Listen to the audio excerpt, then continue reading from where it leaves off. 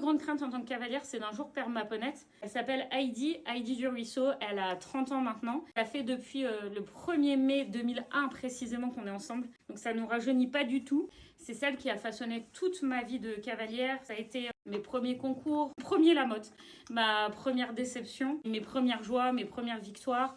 C'est avec elle qu'on est parti en concours seule avec ma mère. Et aussi la suivre dans la maladie, dans la joie, l'entretenir. Peu importe l'âge, je suis devenue aveugle avec le temps malheureusement. C'est vrai que c'est un sujet assez tabou, on ne parle pas beaucoup de la mort des chevaux, tout simplement parce qu'on n'a pas envie. Il faudrait qu'ils soient toujours avec nous. Quelque part, c'est une autre étape et ça rend aussi tout le chemin encore plus beau, on a encore plus envie d'en profiter. C'est vrai que c'est quelque chose qui m'obsède ces dernières années, ces derniers mois et semaines. Forcément, elle prend de l'âge. On a acheté cette maison pour qu'elle puisse y vivre heureuse et que je puisse la voir jusqu'au dernier jour, que j'appréhende vraiment énormément. Tout le temps, dès que j'ouvre ma fenêtre, je me dis est-ce qu'elle va être encore là? Est-ce qu'elle est en pleine santé? Qu'est-ce que je peux faire de mieux encore pour améliorer son quotidien? Le jour de sa mort, je sais qu'il approche parce qu'elle ne va pas en rajeunissant, malheureusement. C'est pour ça que j'ai choisi Orsia pour son départ. Alors, je sais que c'est assez délicat, assez tabou de parler de la mort et de la préparer. Sauf que moi, dans mon cheminement, le fait de préparer un peu sa mort et de savoir comment ça va se passer, ça me permet de mieux le vivre. Je m'étais toujours dit que lorsqu'elle partirait, je partirais pendant 3 à 4 jours. Je voudrais que personne me contacte et voilà, je voudrais être éloignée de tout parce que je sais que ça va être un cap à vivre.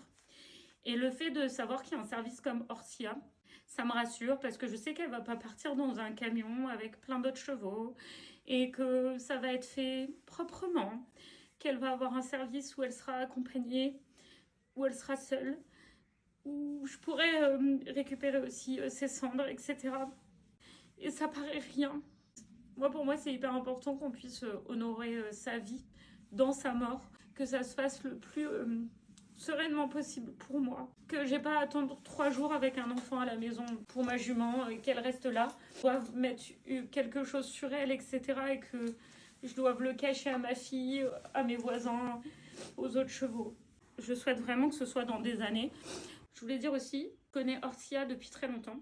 En fait, c'est des discussions qu'on a déjà eues avec des amis.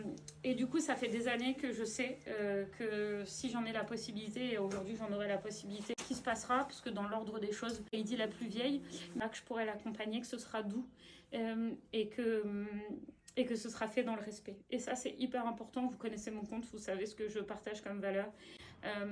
Le jour où ça arrivera, on pourra faire les choses correctement. Il n'y aura pas de traumatisme. Et ça se passera de la façon la plus douce qui soit, parce que c'est une autre étape aussi, et c'est une étape importante à préparer.